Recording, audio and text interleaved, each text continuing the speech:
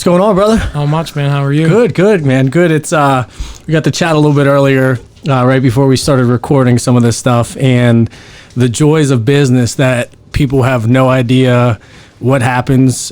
People have no idea how difficult things are. And one common thing that you were mentioning, and we'll dive into your story obviously here in a second, but every single business owner that I talk to, it's tough right now because nobody can find help. And nobody can, it seems like, really find people that care as much as they did pre-pandemic. It's a challenge right now. Business is tough. Yeah, I mean, it's getting harder and harder to find people that actually, I mean, I don't think you're ever going to find, the employees that are going to care about your business as much as you do, obviously.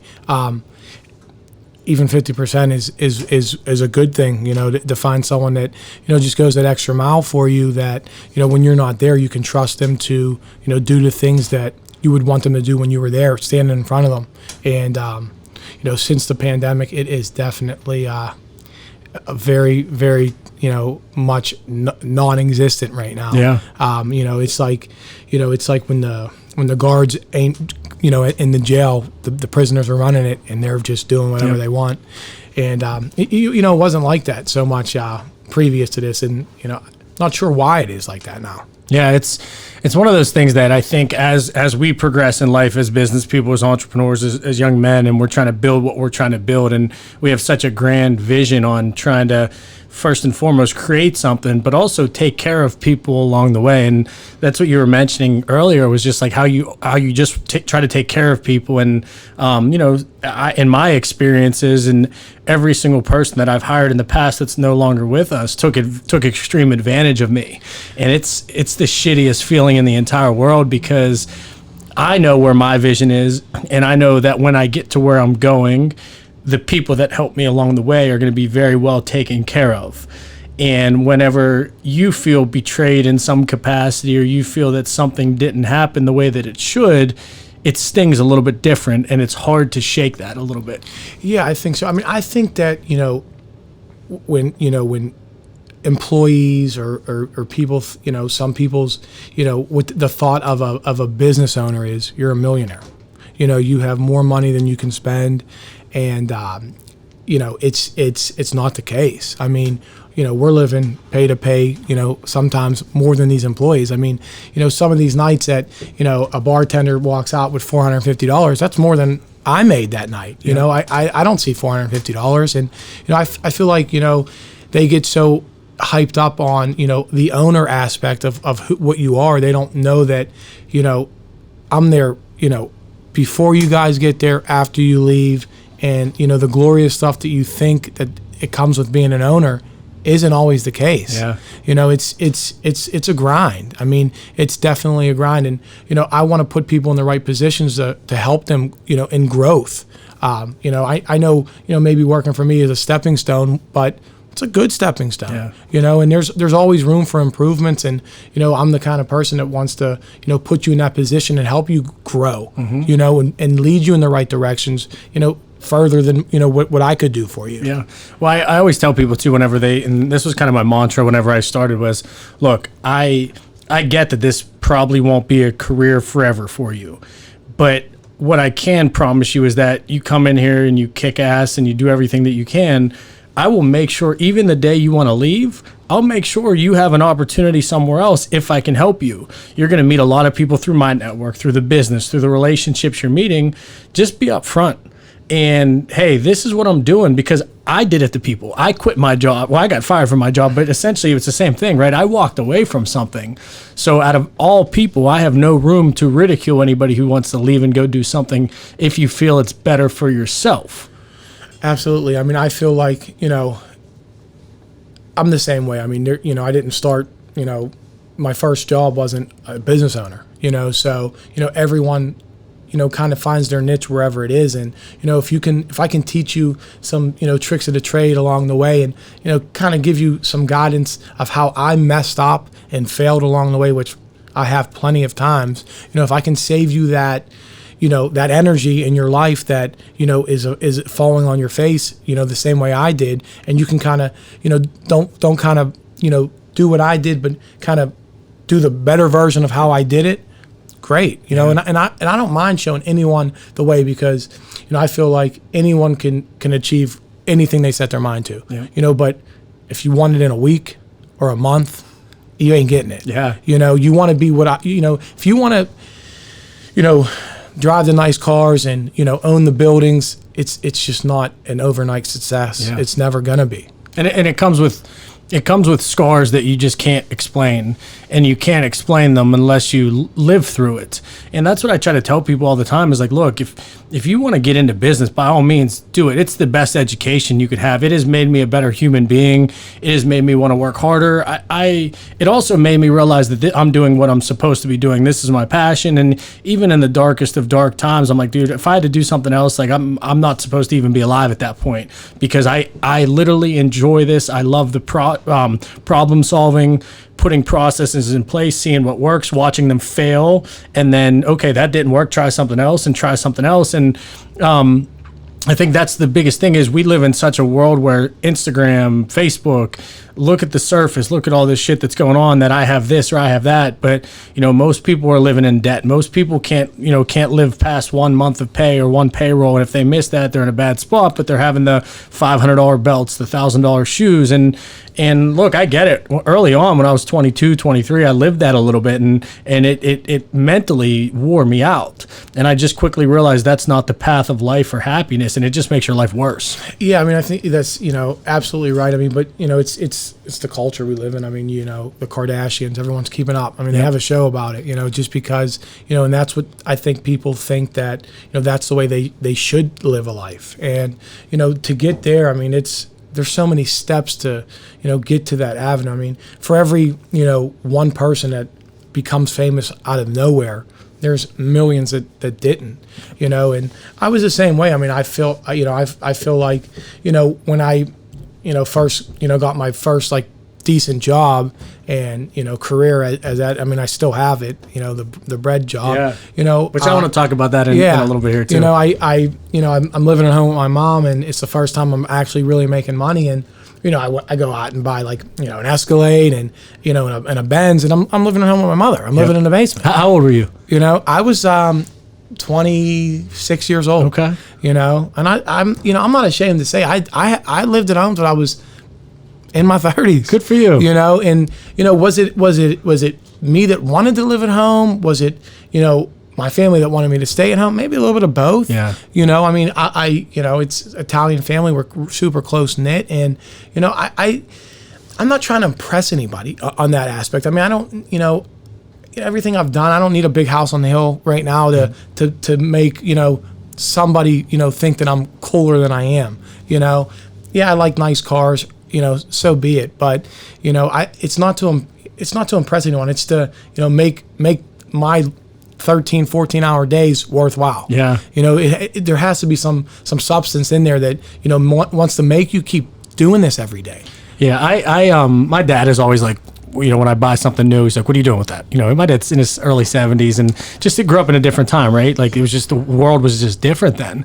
And, you know, a car or something like that is not a quote investment, but in my eyes it is, because I look at it from a standpoint, I sleep for how many hours a night? 5 hours, 6 hours? Okay, cool. I'm in my house for how many hours? 5 hours, whatever. And then the rest, I'm on the go. Yeah. And whenever I get in and out of a vehicle, I've always had higher end cars. I've always had nicer cars, probably for sure above my means at the time. And then, but what it did for me psychologically was it allowed me to keep pushing. And it allowed me that every time I get into that vehicle, it said, okay, keep going, like, keep fighting and keep building this. And did it make my life harder? And now looking back, if I would have did it a little bit differently, what's 5 years of not riding in something nice, and you drive something a little less expensive and save the money? Now I have that mindset of like, dude, just be smart, because I'm trying to build something massive, and you have to be really strategic with that. But I don't regret any of it. No, I mean, neither do I. I mean, I guess I heard no so many times growing up. I mean, I didn't get a driver's license until I was like 18 years old, and my first car till maybe 20. But I was trying to get cars 18, 19, 20, you know, and I didn't have no credit. You know, here's something that I wish, growing up, in high school or college or wherever, you end up, they don't teach you that, when you're 18 years old and you're broke, don't open up every credit card and max them out. They don't teach you that, your credit score is way more effective in your life than you realize. I'm 18 and I thought it was cool to open up a Walmart credit card for $200 and spend it. I didn't have, without a job, there was no, I think, I still have trouble writing checks. I never had to do it growing up. So, there, I feel like if there needs to be something for these, this younger generation that, maybe so much, out of high school, college isn't for them, but, living, by yourself or, knowing these things, that you don't fall on your face at 18, 19, there's some guidance to, just simple things. I think, if you look at school and middle school, high school, all that stuff, and then college, if anybody goes to college, right? You look at things and you realize the stuff that you learned, how much are you going to learn and utilize the Pythagorean theorem or whatever the hell that was? Right. Shit, I was talking to my dad over the weekend. I was helping out with the pool and doing stuff, and I was telling him, Dad, college did nothing for me. What college did for me was obviously put me in debt. Okay, fair, right? That's your passage to get to adulthood in some paths that you go. But what it did for me was the life lessons and the education on growth and being away, and which was far more valuable than anything. But in my professional world, I don't have the memory or the brain power to remember those things that we went through in college, and my mind doesn't operate that way. So for me, essentially, college really was useless other than the life skills of being away and being on your own. Maybe growing up a little faster and feeding yourself and your laundry and stuff like that. Yeah, I mean, I feel like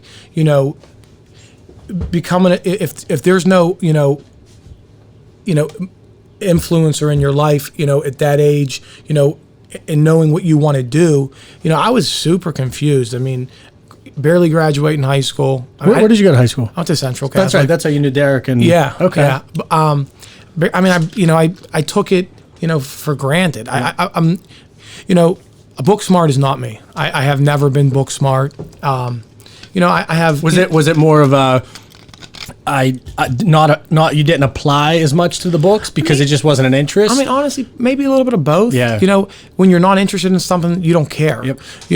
I passed high school because the teachers liked me. My personality kind of shined through of, who I was. I did go to college. My mom actually worked at Pitt, so college was free. Oh, good for you, dude. I didn't go. So, I mean, That's all right. So I did, I attempted 4 different times. Yeah. I would rather have, I'd be going to class and I'm like, I'm not going today. I'm going to McDonald's up the street, Northside. I went to CCAC. I tried it, a bunch of different times. I could have went to Pitt for free. My mom's, worked at Pitt for so long that they actually grandfathered her contract. I could have went anywhere for. There's a lot of faculty that if you work at a university or staff, whatever, faculty, staff, any position, I believe. Right. For most schools. So yeah, I mean, she was there so long that I could have went to Duquesne. They would have helped pay Pitt's portion of it or whatever. But it wasn't for me. I mean, I pretended like I wanted to go. I tried to go. The reason I tried to go is because everything you see is you need college. Yeah. You ain't gonna make it without it. The only people that make it is you ain't gonna get a good job if you don't go to college, and that's kind of what I want to show, kids these days, that you don't have to be a drug dealer to be successful. Yep. You don't have to be a rapper, an NFL player, or go to college. I mean, I'm not saying any of them things are bad things, and I'm not saying don't strive to be any of them things. Well, except a drug dealer, but even that has turned into a fucking massively profitable. Right. Yeah. If you can grow weed or whatever, Yeah. I mean, that's a legal thing now. But yeah, I mean, it's just I, in my mind, I was told, you needed college, and some of the jobs that I was trying to get, I didn't know really ever what I wanted to be. I just kind of wanted to make money. I always worked. Even as a young kid as well? Or? I mean, my first job was like at a marble place. I helped install it probably at like 15. Yep. I shoveled snow. Was that grass. your choice, or did your family? So I always, my thing was, I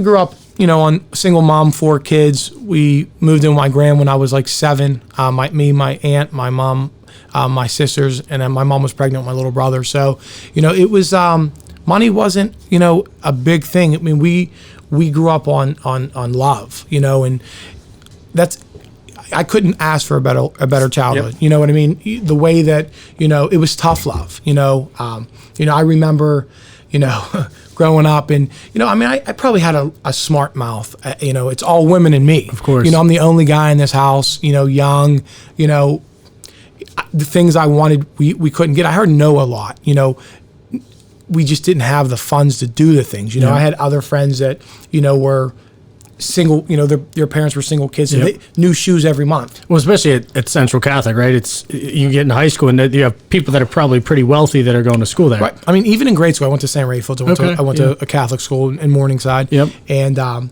you'd see more of it. And, my mom, she was tough. I mean, I got beat. My mom, 4'11", 100 pounds, and she didn't take no shit. I mean, I seen the hustle in her, being able to send me to Catholic school, even though she went without. I mean, super without, everything, to make sure that, we got what we needed. Now I'm not saying it was over and beyond what we needed, because it wasn't, but there wasn't no car when I was 16. There was no, $50,000 in the bank to start life, but there was food on the table. Yep. There was, love and support, and that's kind of all you can ask for, Yeah. I mean, if I didn't have that, who knows, who knows what it would have been. I think that is the most underrated aspect of life. And what I mean by that is, when I was young, I had no idea the financial situation that my family was in. I thought we were very wealthy when I was younger. Mm-hmm. And I remember, the story that I was looking out of the front door, and I was, elementary schoolish age, and I see the car getting towed out of the driveway. And I'm like, oh, cool, it's going to the mechanic, right? And it was getting repossessed. And I didn't know that stuff until I was out of college. But I felt like we were one of the wealthiest families growing up, because my parents made us feel that way, and they took us to all the sport events. They never missed practices or this or that, and then I look at people in today's world, and I see some of the wealthiest people ever that are the most unhappy people ever, and I look at it and I'm like, man, I don't care the amount of wealth I ever end up accruing over time. I just want to be a better version of who I am that helps more people out in that situation. What I see a lot of, I guess there's like, obviously there's multiple ways that families love their kids, but, the way I see it, a lot of the time is, not all the time, but, wealthier families, they show their kids love with money. With gifts and money, yeah. It's not love, Now, is it the wrong way? I can't say it is or it isn't, I'm happy the way that, that I was brought up. It's tough, when I'm talking back to my mom, and I had no, actual male role model, growing up. Mm-hmm. So she'd call the priest. I'd be having to go see the priest once a week, yep. and, talking to him because I'd back talk my mother. Yeah. So, I think the things she did, kind of made me, as much, like you said, as much money as I make too, it's the upbringing of I'll be humble and, want to help people because, I think that's what you're supposed to Absolutely, do. Yeah. If out of my friend group, if I'm the only one that has money, what's the fun of it? Yep. And if I'm the only one who can go to these dinners, I don't mind helping people because, it's not fun if you're the only one with it. Right. That's why, any endeavors I do, I try to get people I know involved in it because, if it does hit successfulness, what better group than your friends? Take a ride, yeah. Take the ride with it. And, obviously not everything's going to work out, but, chances are always a good thing. Yeah. Yeah. It's interesting, man. So, I know a couple ventures that you have with your businesses. Your hands are in a couple different pots right now, and also you're still delivering with Breadworks, right? So I work with Nichols. Or Nichols, okay. Yeah, I've been a union bread guy for for 12 years. Yeah, good for you, dude. Yeah, it's it's. How old are you now? I'm 36. Okay. Yeah. Okay, so we're the same age then. Yeah, it's every day I hate it. I say I hate it every day, but I'll tell you this: I wouldn't be where I'm at today without it. Yeah. It put me over. It's a stable living.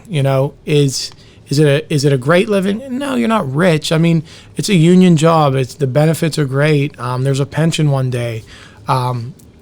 It's job security. I work every day, but it does take away. You wake up at 3 o'clock in the morning. Yeah, your grind is pretty crazy, man. That's an early start. Yeah, I mean it's it's just kind of and the thing with it is the crazy part is I've worked 2 jobs with that job the whole time I've done it. Not actual 2 jobs. I mean, I've bounced forever, a little bit everywhere. But there has always been little things I've done. I bred dogs, so I forgot about that. The story's kind of it's kind of crazy where I take an income tax return and I buy some dogs, English bulldogs, and they take 2 years to even breed them, and then 6 months to have the puppies and do that, and even that, I mean, the work it took to just they don't get pregnant naturally. They get artificially inseminated. You got it when the puppies come out. You have to sit there every hour, every 2 hours for an hour to feed these dogs because the mother's known to roll over and kill them. I mean, so I'm doing that while I'm waking up at 3 o'clock in the morning to try to, I was always trying to, to get over this peak. That, it takes money. I guess what I'm learning now, is it does. The more money you have, the kind of easier it is to more make opportunities money. there are. Yeah. So I was trying to set myself up with opportunities. Then, I took I did this dog thing, and it was crazy because I get into these endeavors that I know nothing about, and I pretend like I just, I'm not scared to take chances. I'm not scared to spend money to try to make more. It's probably failed more than it hasn't, yeah, but of course. People don't, sometimes people don't see that. People don't see all your failures. They just see the better things that are going on in your life. But, my first business was actually, I was 22 years old. I owned a tanning salon in Morningside. I met a buddy that we were working at a gym together, and, he had won some money gambling on the Steelers when they won the Super Bowl. It really wasn't doing anything. We opened a tanning salon. We didn't know nothing. That was at the peak of when that stuff was booming, cool. right? Yeah, I mean, we everybody did that then. Yeah, it was cool. I mean, it was cool. I mean, so I actually finally gave the college thing up to do this tanning salon, and I learned more in I owned it for 2 years, but in the first 6 months I learned more than I'd ever would in college. Mm-hmm. Just on the job, owning the business, kind of day-to-day life is just more than any college can ever teach you. I rented a building that I didn't own. I put way too much money in the building I didn't own. The guy didn't give me, I didn't know. I just was going on what I thought I knew. I made this guy's building. I put $25,000 into a building that I didn't own. It was beautiful. Never gave me a stitch off rent. It was just I thought I knew what I was doing, and I mean, the place was great. I redid a whole place, all new everything. And, I spent too much money opening it up, and I didn't have enough nest egg in the bank to enjoy my business. So it was every month a grind instead of, the extra 10 grand in the bank to be, to enjoy your business for a while. And, that's some things that I didn't learn. There's no one taught me that. It's very, very difficult for the first 4 years of my clothing business. Man, there were months where payroll comes and you're like, I don't even have the 8 to 10 to 12,000 in my bank account for payroll. So we need to sell more suits so I could pay this month. And there were times where I had to call Alvin at the time when he worked with me and was like, hey dude, you cool with getting paid next week? I get a couple fittings. I could put it in now. Right. And to do that for 4 or 5 years, then you have your own bills. You have, the amount of times I would come home and I still look today. I don't know why I haven't cleaned off my front door in 4 years, but there's still the sticky from the water company and the power company shutting my power off. And to live like that for 4 or 5 years, it drains you and it eats away at you, because it's always like, hey, I'm out of money again. I'm out of money again, and I'm out of money again. But you also understand that, the business was still growing at the time. The revenue was going up, but why was I not making money? So it was the education of I was doing the wrong things with the money that was coming in, and I was spending it in places where I shouldn't have, where there was no ROI and different things. And then, not until the pandemic, that was kind of our launching point when we sold the mask business and sold all that stuff, was the first time in my 5 or 6 years of being an entrepreneur where I had a cushion. And I lived off of the money we made for the mask business for over a year. And now it's like, man, the clothing business, we're great. I have money in the account. If we don't do anything for a couple months, it doesn't even hurt me. And now I could focus on building a business. And that's the stage that I'm at now, which just feels incredible. We're getting ready to hire a dude in Nashville, looking to hire some people in Florida now, and now start building. But people don't understand at the early stages of business, the shit that you go through, the psychology, the battles that you have with yourself. You could share that story with your family that you're super close with, or your friends. They don't understand how hard it is. No, they don't. I mean, and there's nothing wrong with that. No, I mean, it's a day-to-day grind. I mean, the things that I hear and the things that I see, people don't understand. I mean, I have to take this stuff home with me. It's all night long. I mean, it's, and that's the thing is you just gotta like deal with it and keep moving with it, because it is it's crazy. I mean, it's the pandemic. What it did for me though is like you said, it kind of gave you that cushion. Mm-hmm. It did the same. I mean, so the pandemic was a nightmare, and like not a success, but it gave me a cushion, so obviously March, I was open, my taco shop was open. Yeah, let's before we dive into this. So you're delivering bread for nickels, hustling all that stuff. Yes. You start breeding the okay, so here I'll go with it. Okay, yep. So I breed these dogs, and takes way longer than I knew. Made a couple mistakes, because whatever in the process, I ended up making some money on it. I take that money, and there's a house in my neighborhood that a buddy of mine owns, and I hear through the grapevine he wants to sell. His parents. I end up meeting with his dad like 13 times at this East Liberty McDonald's, like saying like, if you're selling it, I want it. Like, I'm ready. Da da da da. Finally, he sells me this house. So I don't have all the money, so I get a buddy of mine's mother to come in with me, and we buy the house. We bought it for like maybe $55,000. It's a big. It was split into a duplex in Morningside, so it was probably like 8 houses down from the house I grew up in, and we get the house, and it's a wreck. It's stuff in there for 40 years. He kind of took they pieced out the family stuff, yep, and they left everything, which I was fine with. I was just happy I got the house. So it was like a first floor apartment and like a house up there.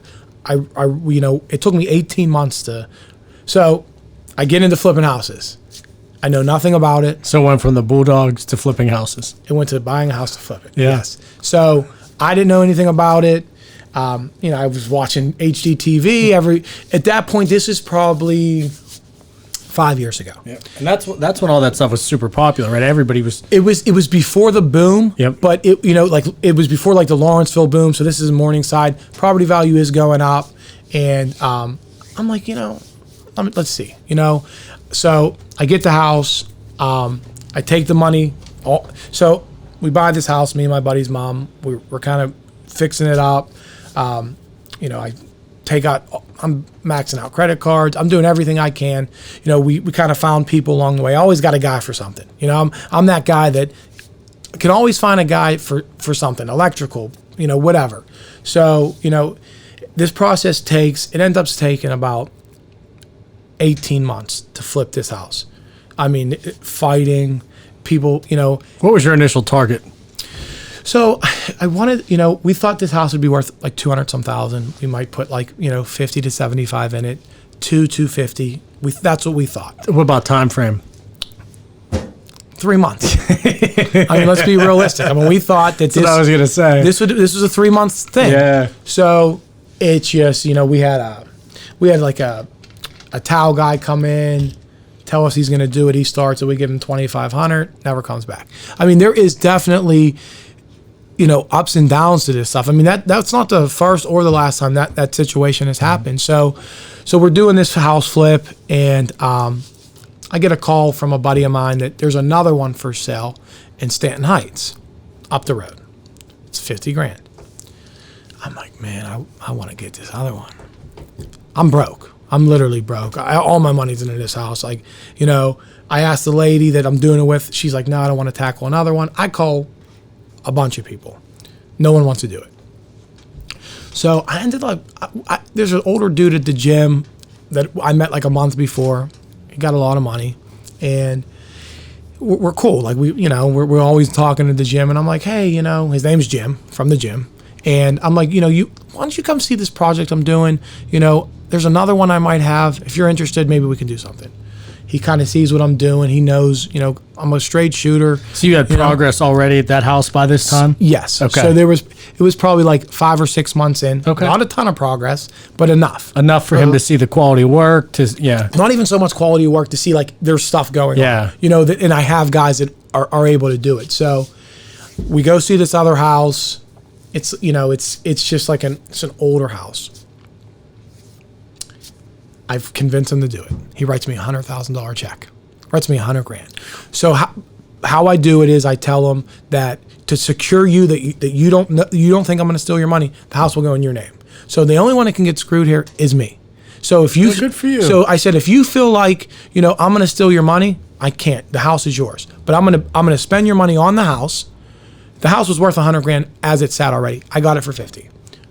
So nice house, Stanton Heights, easy. He trusted me. We ended up he never even he never came in. I mean, so he was the money guy. You were the work guy. I'm fine with that. Yep. Which I can't screw a screwdriver. I don't do nothing. I kind of like get the gist of how much things should cost. Yeah. I'm just realistic with numbers. Barely can read, but I know my numbers. Yeah. So I buy this house, get him to give me the money, flip it, and sell it within 6 months while the other one's still going on. I sold the house for like 215 grand. Good for you. We split the profit. He kind of gives me a check, and I went around my way. So that was like the first bit of real money I've ever had in my life. Did the friend's mom, was she like, what the fuck? She was kind of, yeah. Well, yeah, I mean, that whole process was, I'm a younger kid, like, doing this with, 58, 60-year-old woman. So, it was a little, she had a husband at the time. He was a little older, and, it's hard to believe, like, what I'm saying. I'd never done it before, so I did the Stanton Heights house. I made like 50 grand. So now I got a little bit of money. I'm paying, at least be able to pay my credit cards off. So we kind of keep going with the other house in Morningside. Now, like I said, I mean, this is just, we're pretending like we know what we're doing, but it's working. We got a couple good people that kind of knew what they were doing. It was an 18-month journey. It was fights. Like I said, me and her didn't talk after, whatever. It's life, you know, but we sold the house for $400,000. It was, in Morningside at that time, it was, the highest house that ever sold. So that's pretty cool, dude. That's really cool. Yeah. I mean, I mean, I trying isn't always a bad thing. I mean, we didn't, we spent a little bit more on the house, but I mean, still low 200,000s. There was still a huge profit margin. And it was a learning experience that, you don't have to be an expert on something to succeed in it. And I feel like that's what sometimes people are scared to make that jump into, they're so stuck in their 9 to 5. They don't want to jump out of it because, I don't know enough. It's okay. Yeah. Because that 9 to 5 is going to be there. Yeah. It's always going to be there. But you don't want to be 80 years old like, I should have took that chance. Yeah. And then that's regret. It's on your mind for the rest of your life. That's my biggest form of motivation is like, dude, I'm 35, going to be 36 in the fall here. And you have one crack at life, man. Like, it's one opportunity. There's and no redos. No, dude, and that's No reset buttons, bro. And I go down these weird ass paths of like, then I sit on my deck at nighttime. I'm sitting by the fire, looking at the sky, and I'm like, nah, they're aliens and all this other shit. And it's like, the planet's been around for billions of years, and like, we have no real purpose in life. They're like, we're really useless beings on Earth, that we're just here for a blip of time and then we're gone. So I go down these paths in my mind all the time, and I think that's the creative weirdo in me as well, which is a benefit. But I just look at it and I'm like, man, like, I don't want to drive a Toyota Prius or whatever. Nothing against it, but like, I just, dude, I only got 40, 50 years of life left. Yeah, like, I want to, yeah. so I look at things different, and I'm an optimist by nature. I think you have to be if you're going to be an entrepreneur. Right. You tell me the worst story in the world, I'm going to turn it into some form of positive just by changing the perspective on it. And I think that's the one thing that so many people don't understand. First and foremost, your mind is so much more powerful than you realize. The opportunity and the will that you have as a human being to make things happen and to get things accomplished, it's 99% mental, and the work ethic's easy. How easy it is for you to in theory, get up at 3 a.m., hustle all day long,